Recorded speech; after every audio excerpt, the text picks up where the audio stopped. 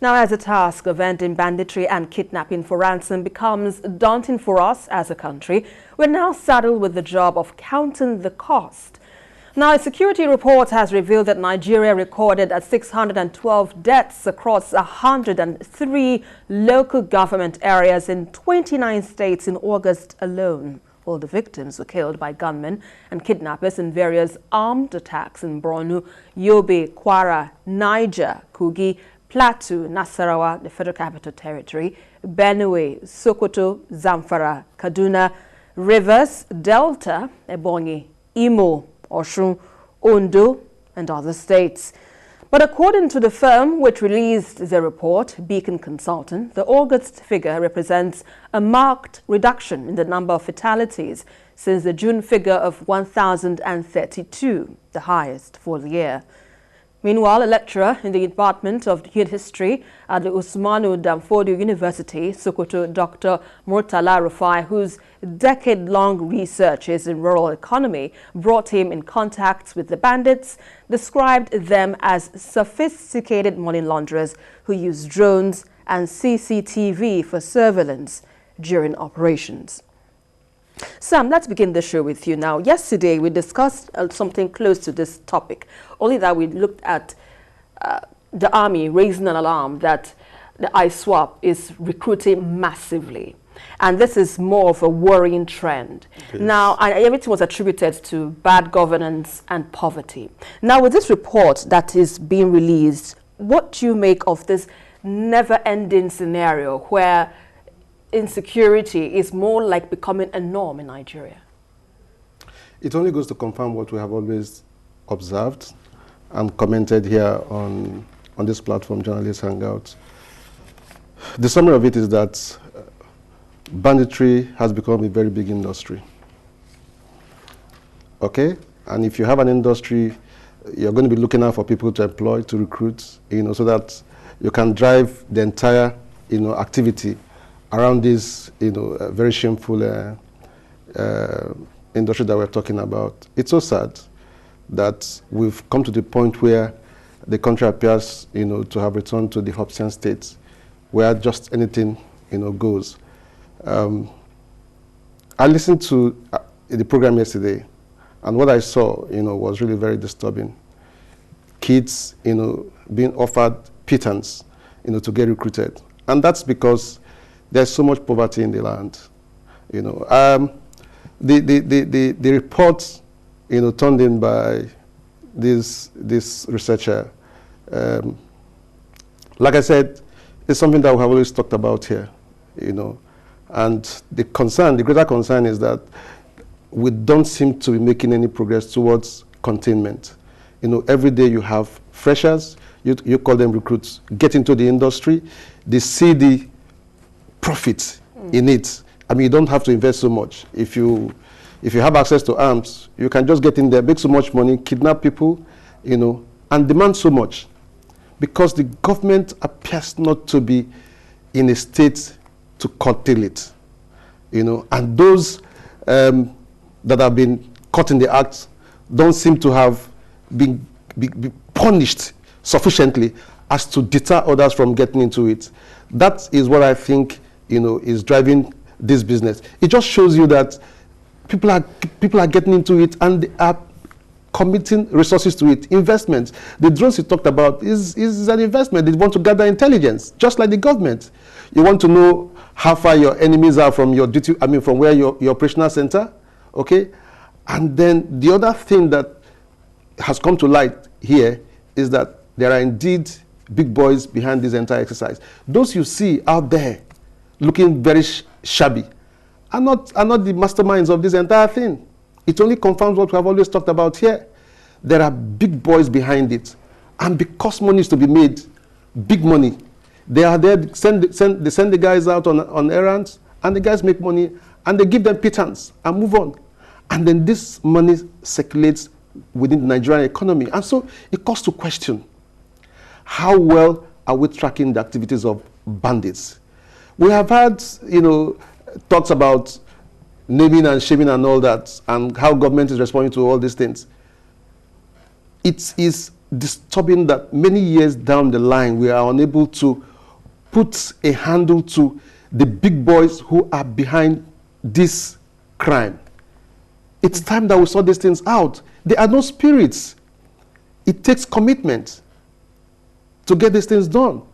And Nigerians are demanding that the government do a bit more or a lot more to track these people. It is true, and I agree with that report in its entirety, that there are big masquerades behind this enterprise because it is rewarding. There is easy money to be made, and people are not being punished for getting involved. And so they recruit the young lads. Poverty has been weaponized. It's so easy. For 3,000 naira, you can get somebody recruited, and he becomes your errand boy to go pick innocent souls from the streets for a fee. You know, Dr. Lainka, when we talk about this thing, you know, Sam just mentioned something that's very vital. How well are we tracking the activities of the bandits? Already, we also know the cases of what's happening in the north, where telecommunications has been shut down to track the activities of the bandits, which was proved successful in Zamfara State. But let's look at this further. Do you think perhaps the punishment for these kind of crimes has been meted out? Because already we know we've had instances where bandits who surrendered have been given amnesty, and there isn't so much that's been done to, you know, deter others from, you know, pursuing this heinous act. What do you make of what's being done in handling or tracking the bandits as it were? Well, first of all, the Bacon Consulting number, I believe, is just a conservative estimate. I'm sure they undercounted, but be that as it may, the issue is that the government has not been able to convince anyone or some of us about his determination to do this. Even the governor of Borno State himself has expressed his frustration. How can you come and tell us that you are going to rehabilitate people who have killed, who have maimed, and turned the country into a killing field? Those who are in IDP camps and have not been well compensated, have not been well taken care of. You are talking about taking care of those who perpetrated the evil. The Katsina State governor himself has come out to regret that they did the amnesty for them. You see, what I believe is that the government has the capacity. It is the will that is not there. The will that is not there is, as it was said during former President Jonathan's time, when the Jonathan government descended harshly on these bandits or terrorists or whatever you want to call them, some people came out to say that they are killing our people. Now, this government came in with the understanding that as a former military general and as a northerner himself, he will have the golden hand to deal with this problem. But unfortunately, it blossomed, or is still blossoming, under his watch. And you begin to ask yourself this question. Okay, the bandits have CCTV. Does it mean the government does not have the capacity to buy CCTV? And the idea of shutting down the whole state, or communication in the whole state, to me, well, I'm not a security expert and all that, but to me, it shows you, or it demonstrates that the bandits are winning the war. Because if you shut down the whole state, whether for positive or negative reason, you now shut down the whole communication system in the state because of bandits. How then do you hope to trace these people? When the United States was looking for Osama bin Laden, why didn't they shut down the communication space in their country or in Abbottabad where they got him? Communication is the thing that you use to get them. We have been saying this several times on this program. Bandits request for motorcycles, they request for food, they request for this, they request for that. And technology has so advanced that ordinary chip can be put into all this, and you will get the exact point where they are. So why shut down the communication system? Because of bandits. I mean, you know, when we come here every week, every day, and we talk about this, we sound like a record stock in a group, because we are saying the same thing all over again, and people begin to wonder, are we wasting our time here? What is happening? Is it that no individual or no group of individuals can ever be much more powerful than a government. True. But what we are seeing in Nigeria is that some ragtag, well, you may not even call them ragtag now, because they seem to be sophisticated and taking over the initiative from us. Well, should that be? It shouldn't be, actually. Well, let's quickly take this call from Lagos here. Yakub, please go ahead with your contribution. Good evening, and then good evening to your two co-hosts in the studio. I think this is a laughable matter. It's too laughable. Imagine the story that bandits have CCTV and then drone. Are you telling me, as your guest there says, that Nigeria lack capacity to have a drone? This is this is a government some of us support.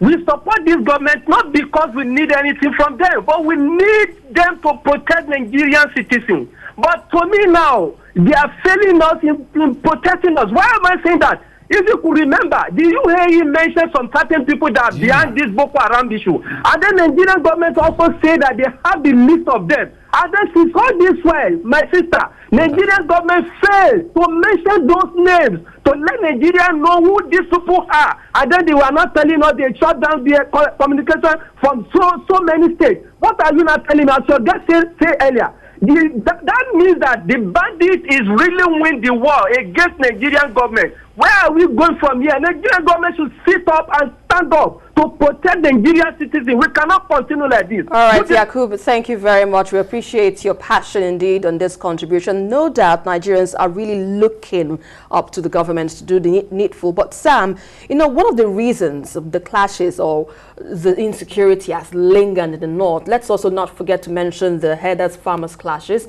And this has been attributed to the access to land and resources. And also, let me also bring back to mind the issue of climate change now, because most of what is happening, people are looking for land and resources to take care of their cattle. So they're moving down south. And all of that is being fueled by climate change. But, you know, what are your thoughts on this, you know, situation where most of the northern state governors are not in support of the anti-open grazing bill, which seems to be the way out now in the south, and they feel that, you know, that's not the only option. There should be the old option of the grazing routes as stipulated by the president that should be adopted in the northern states. Where do you see this heading when we have clashes still ongoing and there isn't any solution in sight, and yet the governors in the north still insist in the old style of grazing routes? What do you make of what's happening? Okay, I'd like to begin by correcting an impression.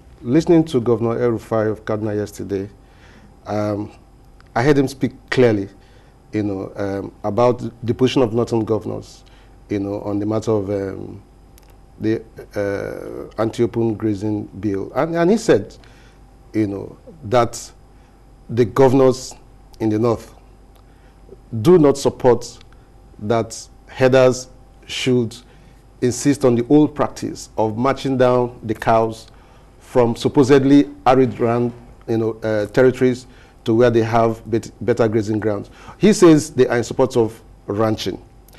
And I recall that even the governor of Kano State, Katsina, all of them are making, you know, efforts to develop ranches.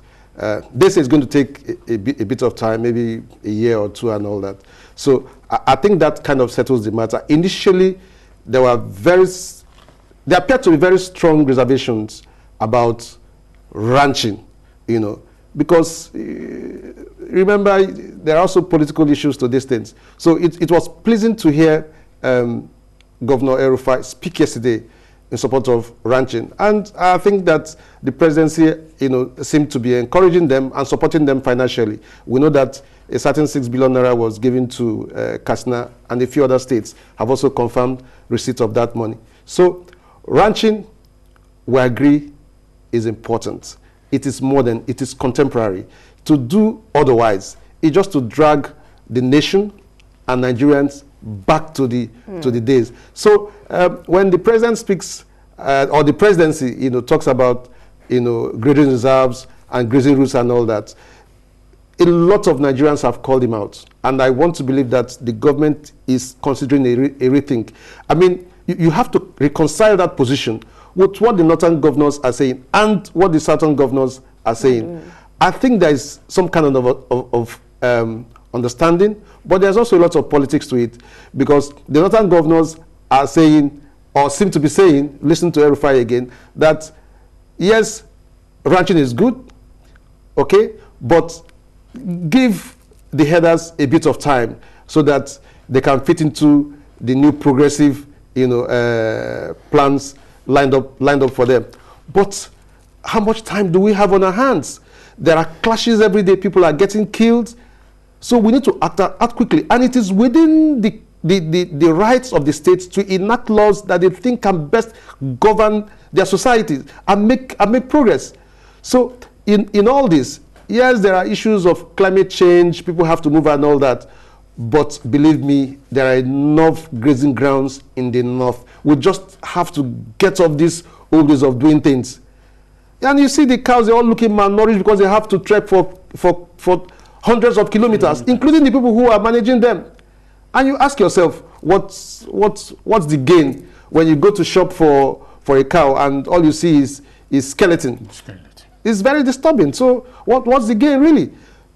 Nigeria must come to terms with the facts, and I'm speaking to the presidency here, that we can no longer play politics with the issue of ranching.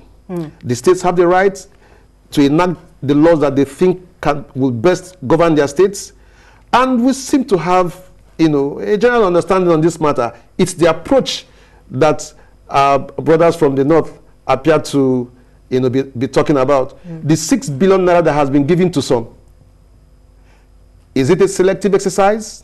If it's not selective, can this be made to go around so that the issue of buying time can be resolved? If the money goes round, then every state in the federation can begin in earnest to set up these ranches, and then we can have peace in our land. Right, point taken there. Okay, you have something to add. You know what? The question we should ask ourselves is this. Countries that are in the desert region, Saudi Arabia and the rest of them, how do they manage? Exactly. Is it that is it open grazing that they allow? No. I know that during Salah and the rest of it, they go to Niger to import ram. How are these ram taken care of in Niger? Is it open grazing? I mean, the truth of the matter is that the world has moved on. I've said that before. In those days, we learned in history that Mamman Kankan Musa went to Mecca walking and riding horses. Is that the way they do it again today? People fly. So why should we say that what has been done 18th, 17th centuries is what we are going to do in the 21st century? I mean, the world has changed. As he has said, if you go to Holland and see the cattle in those countries, very small countries. Oh my God. I mean, the cattle, the welfare, in fact, when we talk about if you eat red meat, you are going to have, what is that, the cancer and all that. It is not the Nigerian beef that you eat that will give you that. It is something else. Because our own cow or our own cattle have walked thousands of miles and they are so malnourished. They don't look healthy again. So what exactly are we talking about? The truth is that we must change the way we work and we do everything. Absolutely. Well, before we leave this discussion, what other options are available addressing the security challenges in the North, Lanka? The options that are available is for the government to do its bit. Just as that caller has said, the UAE has given the names of Nigerians who are being used as funnel for to sponsor Boko Haram. The Nigerian government says it has its own names. Last week or so, they said they are going to release the name. This week again, they said no, they are not going to release them. Okay, don't release the names, but arrest these people and prosecute them. Nothing is done. So you begin to look at, is it that those people who are involved, are they in government, or they are stronger than the government, or they have friends in government who are pulling the strings, and then you begin to do nothing with them? That will make things to continue to get worse. Let me hold your thoughts for now. We need to take this call from Ilorin. Olalade, please go ahead with your contribution. Yes, I quite appreciate all what the various speakers have been saying this evening. As regards to the security issue in the northern part of Nigeria, it's highly worrisome and disturbing that up till now, the federal government is unable to unravel the mystery behind this issue. To me, the capacity is there, but the political will is not there. Because I'm sorry to say, I'm not trying to be sentimental. What is happening right there in the north?